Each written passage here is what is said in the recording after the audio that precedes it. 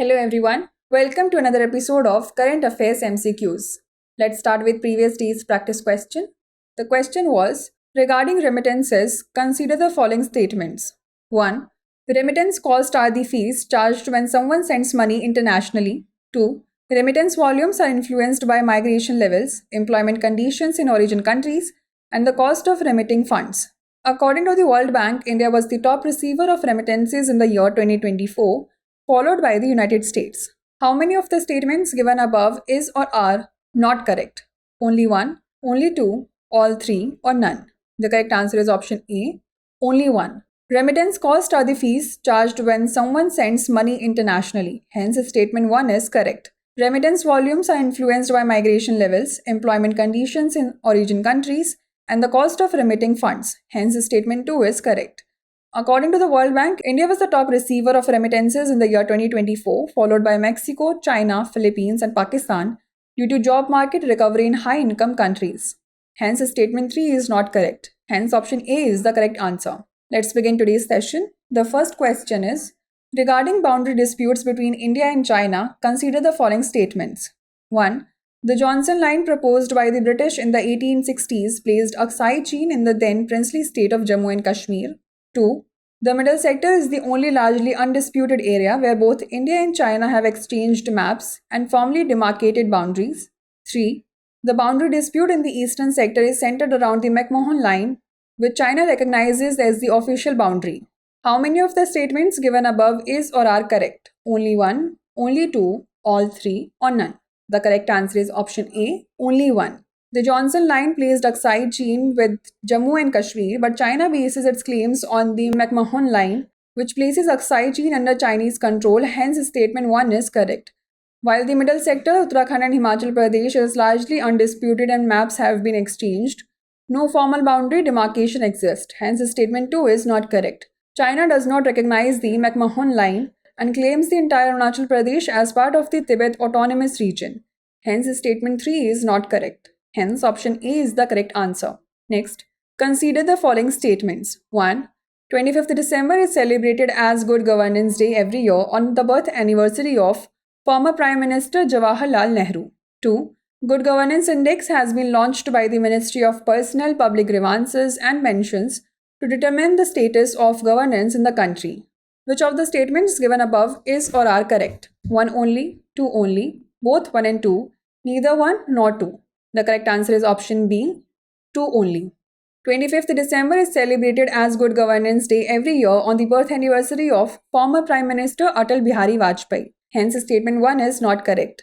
Good Governance Index has been launched by the Ministry of Personnel, Public Grievances and Pensions to determine the status of governance in the country. Hence, statement 2 is correct. It assesses the impact of various interventions taken up by the state government and UTs. Hence, option B is the correct answer. Next, which of the following best describes a managed float exchange rate system? A hybrid system where exchange rates are mainly market driven but with occasional government intervention to stabilize the currency's value. A completely fixed exchange rate determined by the government. A system where exchange rates are determined solely by market forces. Or a system where exchange rates are expressed as a fixed amount of one currency required to purchase another. The correct answer is option A. An exchange rate is the rate at which one currency can be exchanged for another currency. It represents the value of one currency in terms of another currency. Types are as follows. First, fixed exchange rate. Governments or central banks set the value of their currency in relation to other currencies and maintain that value by buying or selling their own currency in foreign exchange markets. Second, floating exchange rate. The value of a currency is determined by the forex market based on supply and demand. Most major currencies operate under this system. Third, managed float. A hybrid system where exchange rates are mainly market driven but with occasional government intervention to stabilize the currency's value. Hence, option A is the correct answer. Next, regarding Perseverance rover, consider the following statements. 1. It is a robotic explorer part of the Indian Space Research Organization's Mars 2020 mission. 2. It collects rock and soil samples, encasing them in tubes for a future return to Earth. 3. A multi-mission radioisotope thermoelectric generator, which uses heat from plutonium decay to generate electricity, acts as the power source of the rover. How many of these statements given above is or are not correct? Only one, only two, all three, none. The correct answer is option A, only one. Perseverance rover is a robotic explorer part of NASA's Mars 2020 mission, hence statement 1 is not correct. Launched in July 2020, it landed on Mars' Jezero crater in February 2021. It is a Mars rover about the size of a car but weighs only about 1025 kilograms with all instruments on board. It collects rock and soil samples, encasing them in tubes for a future return to Earth, hence statement 2 is correct. A multi-mission radioisotope thermoelectric generator, which uses heat from plutonium decay to generate electricity, acts as the power source for the rover. Hence, statement 3 is correct. Hence, option A is the correct answer. Next, consider the following statements regarding Jal Vahak scheme. 1. It provides reimbursements up to 35% of operating expenses for cargo movement on national waterways 1, 2, and 16 via the Indo-Bangladesh Protocol route. 2. The Inland Waterways Authority of India is the nodal agency responsible for implementing the Jal Vahak scheme and manages 111 declared national waterways. Which of the statements given above is or are correct? 1 only, 2 only, both 1 and 2, or neither 1 nor 2? The correct answer is option C, both 1 and 2. Jal Vahak scheme aims to unlock the trade potential of inland waterways, reduce logistics cost, and alleviate congestion in road and rail networks. Incentives. Provides reimbursements up to 35% of operating expenses for cargo movement on national waterways 1, 2, and 16 via the Indo-Bangladesh Protocol route, hence statement 1 is correct. It encourages hiring of vessels owned by private operators, promoting competition and efficiency. Inland Waterways Authority of India was established in 1986 to regulate and develop inland waterways. Under the National Waterways Act 2016, 111 waterways have been declared as national waterways. It is the nodal agency responsible for implementing the Jal Vahak scheme, hence statement 2 is correct. Hence option C is the correct answer. Next, consider the following statements regarding the Kailash Mansarovar Yatra. 1. The Kailash Mansarovar Yatra is organized annually by India through Lipolekh Pass in Uttarakhand and Nathula Pass in Sikkim. 2. Hindus believe Lord Shiva resides at the peak, while Jains regard it as Mount Ashtpada, where Rishabdeva achieved liberation. Which of the above statements is or are not correct?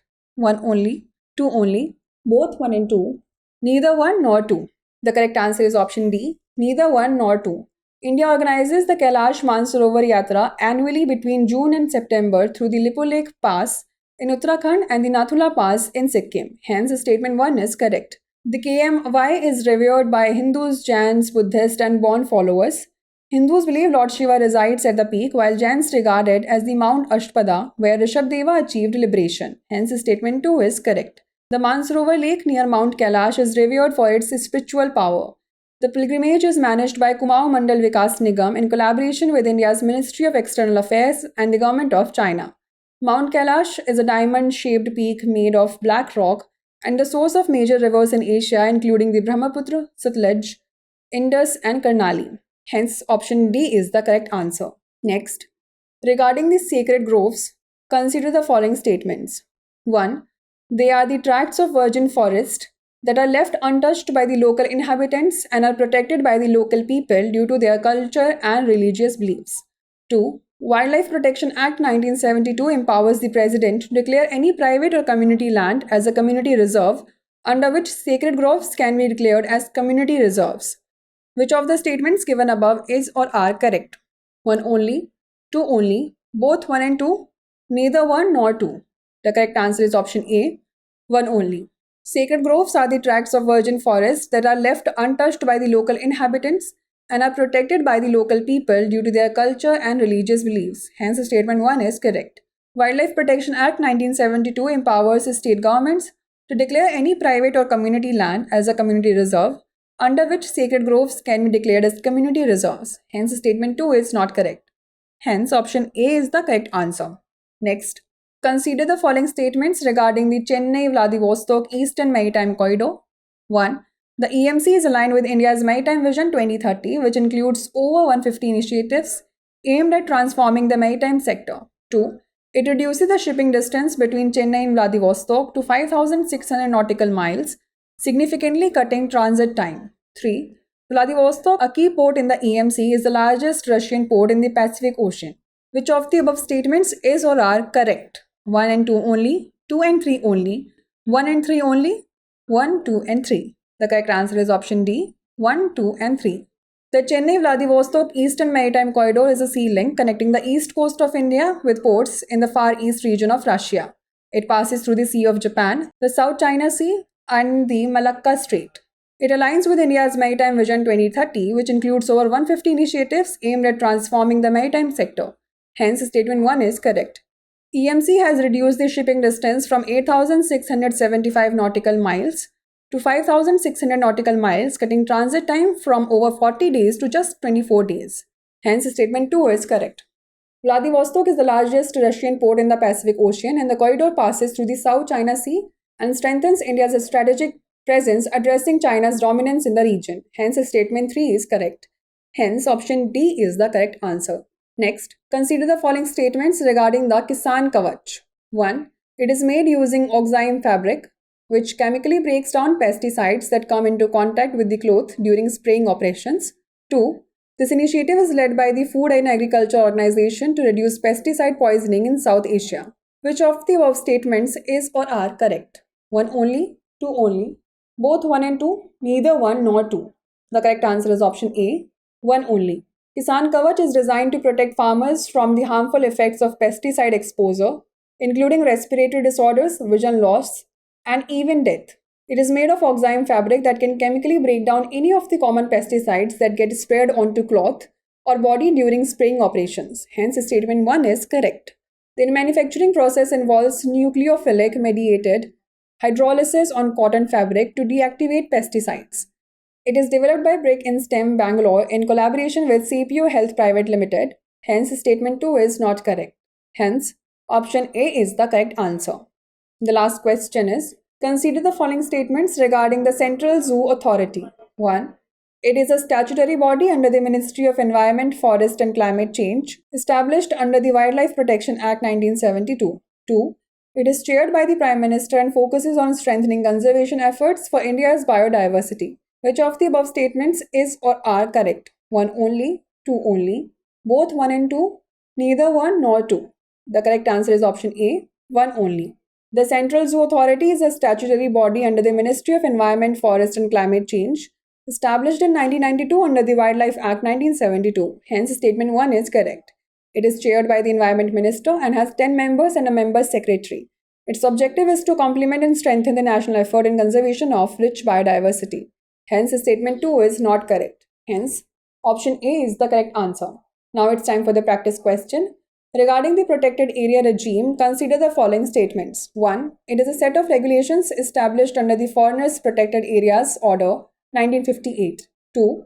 It is aimed at regulating foreign visitors to areas that are considered strategically important or vulnerable to external threats.